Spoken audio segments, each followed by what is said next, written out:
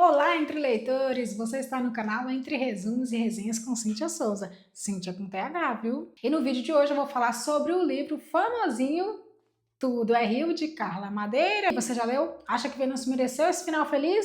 Eu acho que não. Quer saber por quê? Fica comigo.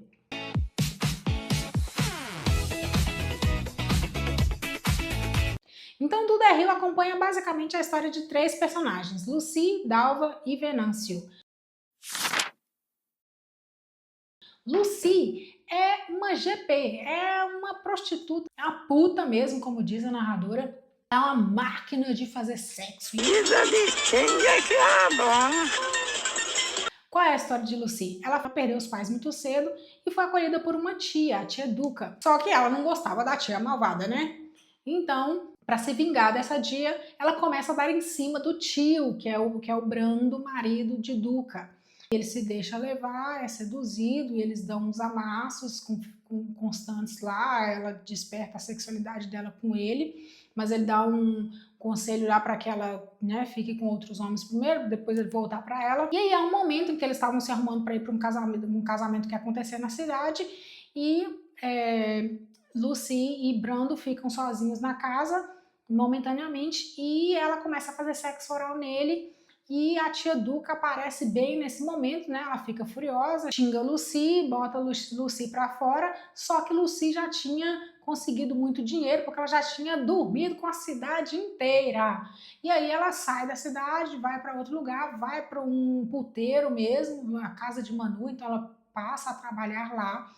Só que ela era a puta mais cobiçada e ela não ficava com qualquer homem, não. Era ela quem escolhia com quem ela ia dormir. Ela ficava escolhendo e os homens faziam filas para que eles fossem os escolhidos para ter uma noite com Lucy, a puta mais gostosa da cidade. Nessa mesma cidade moravam Dalva e Venâncio, eles eram casados. Dalva tinha acabado de dar à luz ao bebê do casal. Só que Venâncio sempre foi um homem com autoestima muito baixa, muito inseguro, tinha ciúmes até da própria sombra. E aí um dia, ele voltando para casa, chega e vê Dalva amamentando o bebê. Né? Até aí, qual o problema? A mãe amamentando o filho.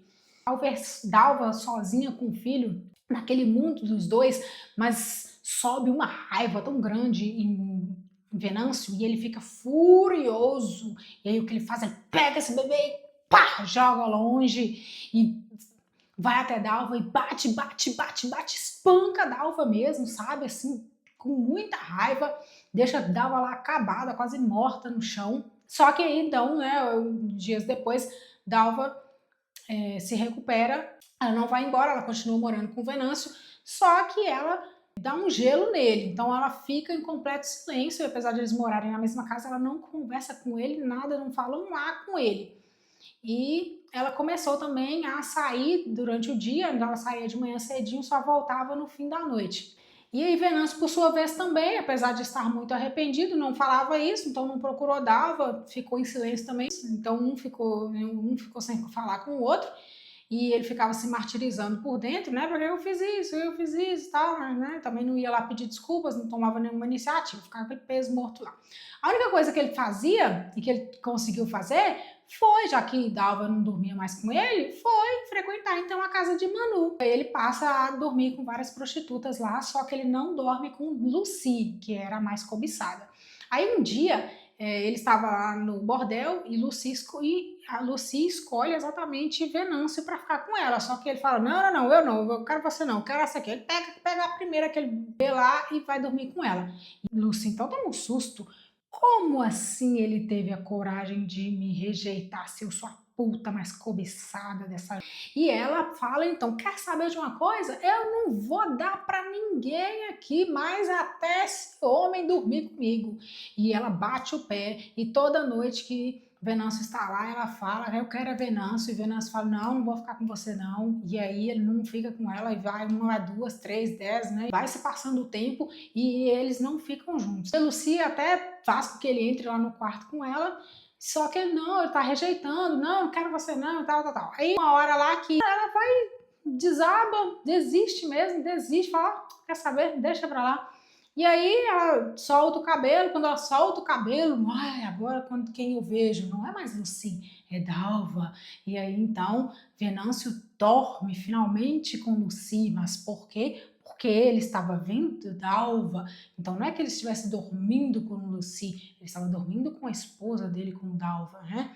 Depois disso, eles começam a dormir com frequência e um dia, então, Lucy descobre que está grávida e vai contar para ele. Só que ela nem parecia ela mesma, porque ela estava feliz, pensando que ele ia ficar com ela, que eles iam formar uma família, né, e que eles teriam um final feliz. Só que não. E aí, quando ela chega, ela vai até a casa de Venâncio para contar que ela estava grávida, ele tenta matá-la. Ele só não mata porque Dalva impede. Então, olha só, Dalva impede que o marido mate a prostituta com quem ele dormia e que estava grávida dele, do marido. Gente do céu. Mas essa Dalva é boazinha, hein? E aí os meses se passam, Venâncio não procura, Lucy não quer saber sobre a gravidez, até que um dia Dalva saindo de casa, ela abre a porta e o que ela vê? Um cesto com um bebezinho, né, com um cartãozinho escrito João, e aí é claro que ela deduz que era o filho de Lucy com Venâncio. O que ela faz? Como o Dalva era muito boa, é claro que ela pegou esse bebê para cuidar dele, né, levou para casa e começou a cuidar dele como se fosse mãe mesmo. Inicialmente eles ficavam só no quarto, ela nem comenta nada com o Venâncio, aí Venâncio é que começa a escutar o choro do bebê, aí ele fica pensando, que bebê é esse? De onde é que saiu? E aí ele também conclui que era o filho dele com Lucy. Quando ele percebe que Dalva está cuidando do bebê, ele fica então curioso para ver essa criança. E aí ele tenta, um dia ele consegue pular a janela, entrar lá no quarto e ver o bebê, e acha o bebê bonitinho, fofinho, fica lá acariciando o bebê. Depois disso, ele começa a tentar se reaproximar. Então, ele era marceneiro, então ele faz um berço para o bebê, leva brinquedos, lava as mamadeiras. Então, ele começa a agir como um pai deveria agir, né? E como ele não agiu quando ele atirou o bebê dele, né, o Vicêncio, para longe. E aí, Dalva vendo aquilo, né, ele cuidando do bebê, né, ela começa a não ficar mais em guarda diante dele, começa a ceder um pouco. Um dia ela sai do banheiro e aí ela não vê o bebê no quarto, ela fica desesperada, sai atrás, pensando que Venâncio, né, fez alguma coisa horrorosa com o bebê. Quando ela vai até a sala, ela vê que eles dois estavam dormindo no sofá e ela acha bonitinho. E aí ela conclui então que era a hora, que havia chegado a hora, né? A hora de quê? De revelar um segredo para Venâncio. Que segredo é esse? Que, na verdade, o bebê deles não tinha morrido. Eu tô passada, chocada. Meu Deus. Jesus. O que aconteceu? Depois que Venâncio bateu em Dalva, ele pega o bebê e vai caminhando sem rumo até que ele até que ele se lembra de Francisca, que era uma amiga da família. E aí ele leva o bebê, pensando que o bebê estava morto, e pede para ela enterrá-lo. Só que aí, depois que ele vai embora, o bebê acorda. E ela cuida da criança, manda uma mensagem mandando chamar Dalva, e ela conta então para Dalva, ela mostra para Dalva que o bebê estava vivo. Só que Dalva não leva o bebê para casa, ela decide cuidar de Vicêncio na casa de Francisca mesmo, porque ela estava na dúvida, ela não sabia se ela ia embora de casa ou não, né? Porque acontece, ela pensa em abandonar Venâncio e ir morar na fazenda com os pais. Mas aí quando ela vê Venâncio deitado lá no sofá de forma tão inofensiva, ela cede e acha que não, que ele está pronto para ser pai de novo.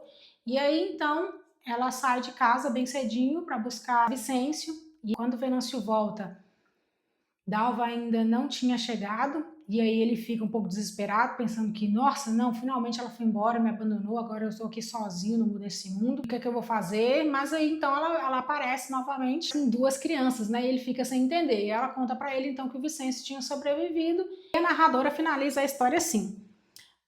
Ainda assim, o próximo passo trazia a possibilidade de abismos. Então, né, a narradora aqui comenta o abismo representando algo negativo, de que se Dalva de fato ficasse com Venâncio, né, ela poderia sofrer de novo. Mas, ponto final, né? Ponto final. Mas, olha só a conjunção coordenativa adversativa aqui. Mas, alguma música já se podia ouvir. Olha só, música aqui, algo positivo. Vicêncio respirava. Em pouco tempo, João saberia rir fazendo barulho. O vestido florido resistiria a longas caminhadas. né? O vestido florido, flores, lembra algo positivo, algo bom, e resistiria a longas caminhadas. Longas caminhadas dando a ideia aqui de sofrimento, né? Então, né, até aconteceria alguns sofrimentos, mas esse vestido resistiria, ou seja, o amor aqui entre eles sobreviveria. Os bordados contariam suas histórias. A Aurora era a mãe de Dalva. A Aurora viria de tempos em tempos amanhecer com eles. Dalva e Venâncio poderiam sentir o gosto e o gozo um do outro. Isso significa o quê? Que eles iam voltar a transar, né? Então eles iam se reconciliar. O caminho alagado dando ideia de coisa negativa. O caminho alagado trazia a promessa dos corpos úmidos. Então, de novo, aqui mostrando que eles iam ter relação, que eles iam se reconectar um com o outro. E aí a narração termina, Deus estava de volta. Então, Deus aqui simbolizando algo positivo. Estavam juntos novamente, tiveram um final feliz. Esse homem que eu apresentei para vocês merecia ter esse final feliz? Merecia ter essa segunda oportunidade? Não! É claro que não. Por quê? Não que eu esteja condenando as pessoas, dizendo que as pessoas não erram, e as pessoas erram sim, as pessoas podem mudar, mas Venâncio mudou? Não! Esse é o problema na narrativa. Venâncio não mudou, porque para Venâncio mudar, ele tinha que ter tomado iniciativas, ele tinha que ter feito alguma coisa para mostrar a mudança dele, e ele não fez nada. A única atitude que Venâncio toma, depois de quase matar a esposa, é ir para um bordel, é ir transar com prostitutas. Essa é a ação dele. Ele não toma a iniciativa de tentar falar com Dalva. Se Dalva não está falando comigo, aí ele pensa, se Dalva não está falando comigo, eu também não vou falar com ela. Essa é a atitude dele. Esse é o comportamento de um homem que merecia ser perdoado? Não. Outra questão, Lucy engravidou dele, o filho era dele. Quem é que cuidou da criança? Dalva. Dalva teve a iniciativa de cuidar do bebê. Ele não. Por que ele não foi atrás de Lucy quando ela estava grávida para saber sobre o bebê? Porque ele era o pai. Não, ele não fez isso. Ele só começou a se interessar pelo bebê depois que Dalva se interessou pelo bebê primeiro. Então ele não assumiu a sua paternidade, ele só assume a paternidade quando Dalva toma a frente da situação. Em uma entrevista ao Roda Viva em 2023, a autora do livro, Carla Madeira, até é questionada sobre esse final meio romantizado, e aí ela fala que o narrador comenta da possibilidade dos abismos, né, que representariam aí as dificuldades. Então seria o alerta, né? As mulheres que sofrem violência doméstica perdoam os maridos, e isso é verdade, perdoam mesmo. Só que na história dá a entender que o abismo não vai continuar, porque ela coloca uma palavra que dá a ideia de oposição de ideias, que é o mas, que contraria o que foi dito anteriormente. E o que foi dito anteriormente? A existência dos abismos. Então ela vem negar a existência das dificuldades com esse retorno, quando ela usa a palavra mas. E o que me incomoda mais ainda é ela terminar a narrativa com a frase Deus estava de volta. Ela coloca Deus no meio, que é o que está acontecendo, que acontece muito. As mulheres ficam presas a relacionamentos abusivos porque fica um monte de gente, é pastor, é família, enchendo o saco dela, falando que Deus vai dar forças, que Deus vai mudar esse homem, que se ela continuar, que Deus vai resolver a situação. E não vai, não vai. Não vai mudar nada. Muitas delas acabam mortas aí, como acontece na vida real. Esse final, na verdade, faz até um link com o que ela, com um outro momento na narrativa, que foi quando a Aurora foi visitar a filha, né? Depois que Dalva apanhou e pensou que tivesse perdido o bebê, a Aurora foi lá pouco tempo depois e ela foi confortar a filha. E aí ela fala assim com a filha quando ela está indo embora, não me demoro lá na fazenda, né? Não me demoro lá então, volta assim que puder, fica com Deus, que Deus te dê forças, minha filha. Dalva diz assim, Deus não me dá nada, só tira. E aqui na sequência ela pensa em escrever uma carta para a filha, falando que é muito triste quando a pessoa desiste de Deus, que é muita solidão. A Aurora diz o seguinte, Deus não é de pensar, é de sentir. É um colo de braços fortes e delicados, ninando a gente num mar furioso. Esquenta seu coração nesse colo, respira com ele. Deus não é um lugar de certeza, é só um pouco de esperança. Coloca aqui que Deus, na verdade, não é necessariamente um homem, um ser, né, tal, como muita gente acha que é. Deus é a esperança, Deus é esse conforto que existe das pessoas de que as coisas vão melhorar. Só que aí ela finaliza a história dizendo então que as coisas vão melhorar agora que Dalva voltou para Venâncio. Essa é a ideia que passa. E como eu falei, volta para Venâncio sem ele ter passado por uma etapa de transformação, porque Venâncio não mudou, ele não fez nada para mudar. Ele fica usando esse discurso de que o amor transforma o homem, não transforma. Sim, porque o amor é... Ninguém muda ninguém. A sociedade enfia na cabeça da mulher que ela tem que pegar um homem imprestável, inútil, uma porcaria, e que ela tem que lapidar essa porcaria para ele virar diamante, mas na verdade é bosta. Não tem como lapidar, não tem como transformar a bosta em diamante. E aí elas ficam presas a esses relacionamentos destrutivos e muitas vezes elas morrem no final da história. E aí, de fato, se Dalva voltou para Venâncio, eu acho que o final tinha que ser esse, né? Porque é próprio da realidade. Se na vida real, porque a autora argumenta, muitas mulheres voltam para os seus maridos. Sim, então ela está pegando informações do mundo real. Então pega informações do mundo real e termina a história. Coloca a Dalva morrendo, né? Então Dalva tinha que ter morrido para mostrar aqui que, na verdade, a Dalva fez uma escolha ruim. Para de ser doida! Se ela queria colocar a ideia de Deus e de esperança aqui, porque essa esperança só podia acontecer se ela voltasse para Venâncio. Por que não Dalva pegar as duas crianças e ir morar lá com os pais na fazenda? E para mim, na verdade, esse teria sido o melhor final feliz da história. Dalva indo de fato embora, seguindo a sua vida para reconstruir novos caminhos agora com uma vida diferente. E Venâncio que ficasse para trás. Agora ela tem que carregar esse peso com ela? A autora é muito criticada por esse final. Muitos dizem que ela romantiza a violência doméstica e que ela passa pano aí para Venâncio, porque ele não faz nada de significativo na história para mostrar que de fato ele está arrependido. Ele só se desculpa. Na verdade é isso que ele faz. Ele mesmo se perdoa. Amava tanto Dalva que não conseguiu dividir sua mulher com o próprio filho. Estúpido, cruel. Isso não é amor, é adoecimento. De fato, isso aqui é adoecimento, isso é doença, não é amor não. A sociedade distorce a ideia do amor, inventa que amor é sofrimento para fazer as mulheres aceitarem esses homens agressivos. Seguindo aqui, rejeitou o pensamento, não ia permitir sua voz incontrolável desenfreando agressões. Chega, não quero mais mastigar esse rancor, cuspo, quero ser condenado à morte, me matem, mas se me deixarem vivo, quero meu próprio perdão. Quero meu próprio perdão. Pelo menos isto, ser perdoado por mim mesmo, entendeu?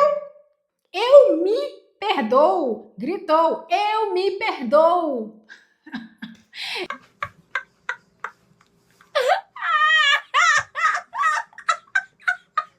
E é assim que ele resolve as coisas, ele se perdoa, então pronto, ele nem precisou de terapia. O final me incomodou muito, principalmente porque é um livro atual, né? Foi publicado em 2014, a Lei Maria da Penha já tinha sido aprovada em 2006, então isso já mostra que o Brasil sempre sofreu com altos índices de violência contra a mulher, o feminicídio está cada vez mais alto no país. Então eu acho esse final muito irresponsável, acho um final extremamente inadequado. Com relação à estrutura do livro, eu achei interessante, principalmente a construção aqui de flashback, então começa a história já em pontos altos, e aí depois vem as regressões, né, para você descobrir o que aconteceu para chegar àquele momento. É interessante porque desperta mais a curiosidade, prende mais a atenção do leitor. Eu particularmente não gostei da ideia da separação aqui de Lucy, puta, e Dalva, esposa. Acho que reforça essa ideia de que existe mulher para casar e existe mulher para pegar. Então isso fica bem claro aqui, porque Lucy é praticamente, né, como eu falei, uma máquina de fazer sexo. Ela nem parece humana, não parece nem ter sentimentos. Então ela é descrita com muita secura aqui na narrativa.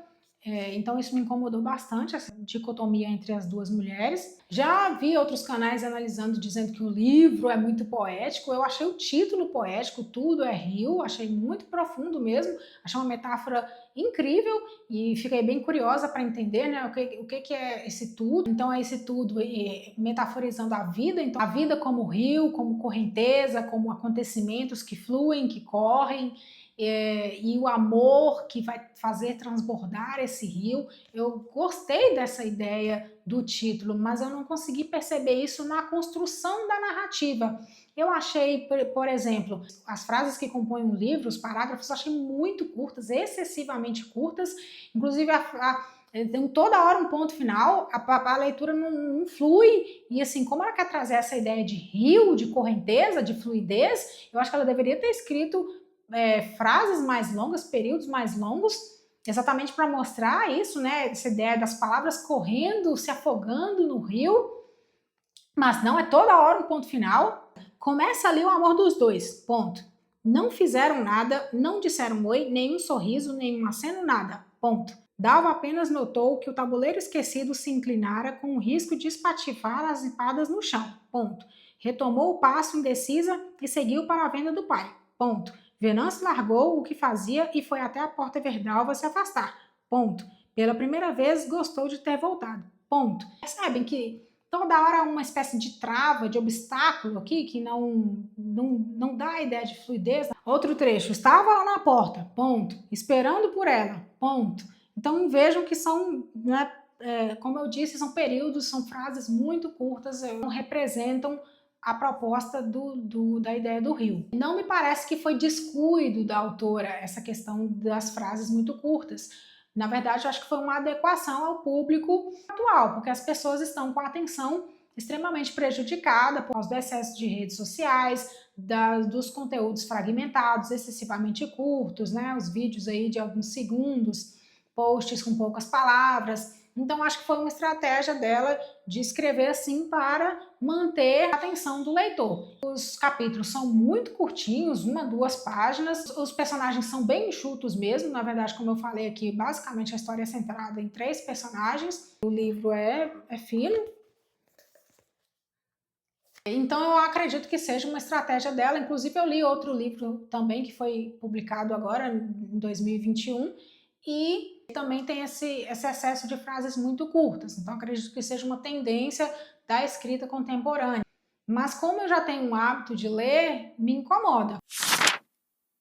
Carla Madeira, então, é mineira, é formada em jornalismo e publicidade, tem uma agência de comunicação chamada Lápis Raro e começou a escrever tardiamente. Então, seu primeiro livro é Tudo é Rio, que foi publicado em 2014, quando ela tinha 50 anos. Ela já tem outros 2 livros publicados, A Natureza da Mordida e Véspera, mas depois de ler Tudo é Rio, não fiquei interessada em ler os outros livros. Eu vi na notícia na Folha de São Paulo que ela pretende publicar outro livro agora, em 2026, e ela disse que a história veio a partir do enfrentamento de 3 lutos. Ela perdeu recentemente a mãe, o psicanalista, e descobriu que a sócia está com câncer.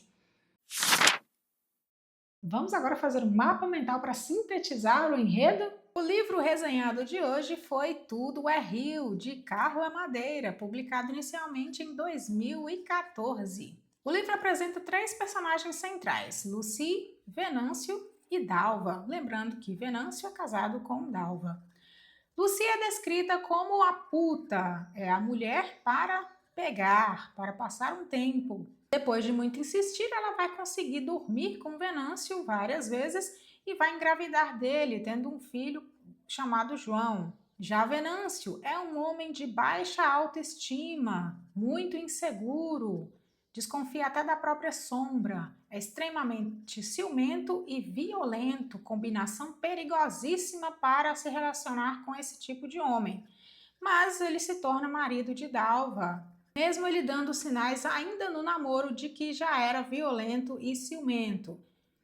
Quem é Dalva? Dalva é a mulher santa, a esposa perfeita, a mulher para casar. Vai ser bem romântica e vai acabar se casando com o Venâncio mesmo, ele dando sinais de que já era violento. Inclusive, ela perdoa a violência doméstica sofrida, mesmo ele quase a matando. Infelizmente, é o que acontece muito na sociedade. as mulheres acabam voltando para o marido que praticou a violência doméstica. O título é uma metáfora muito bonita que associa o rio à vida e a vida ao amor que transborda, mas infelizmente é uma vida marcada por dor, sofrimento e o amor aqui como pouco saudável. É o tipo do amor do qual toda mulher tem que fugir, viu, meninas?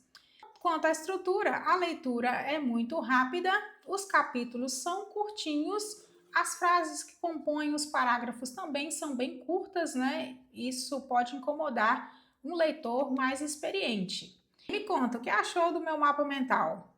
E agora é a sua vez, faça o seu mapa mental, posta nos stories do Instagram e marca o perfil Entre Resumos e Resenhas.